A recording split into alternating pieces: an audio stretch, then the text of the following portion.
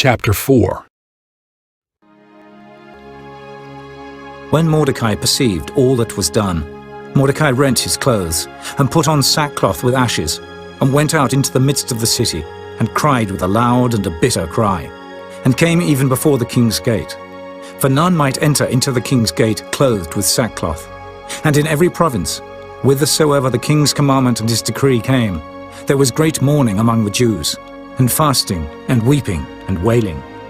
And many lay in sackcloth and ashes. So Esther's maids and her chamberlains came and told it her.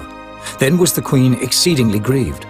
And she sent raiment to clothe Mordecai, and to take away his sackcloth from him. But he received it not.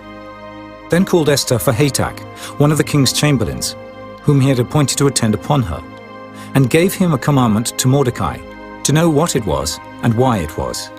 So Hatach went forth to Mordecai unto the street of the city, which was before the king's gate. And Mordecai told him of all that had happened unto him, and of the sum of the money that Haman had promised to pay to the king's treasuries for the Jews, to destroy them. Also he gave him the copy of the writing of the decree that was given at Shushan, to destroy them, to show it unto Esther, and to declare it unto her, and to charge her that she should go in unto the king, to make supplication unto him, and to make request before him for her people. And Hatach came and told Esther the words of Mordecai.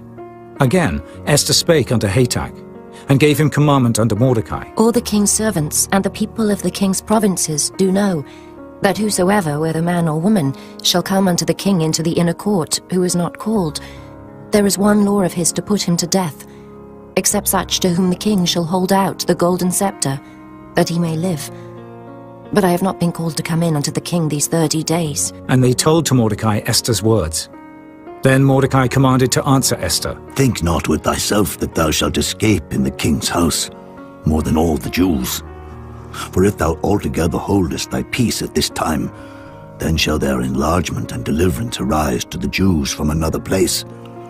But thou and thy father's house shall be destroyed, and who knoweth whether thou art come to the kingdom for such a time as this? Then Esther bade them return Mordecai this answer. Go, gather together all the Jews that are present in Shushan, and fast ye for me, and neither eat nor drink 3 days, night or day. I also and my maidens will fast likewise. And so will I go in unto the king, which is not according to the law. And if I perish, I perish.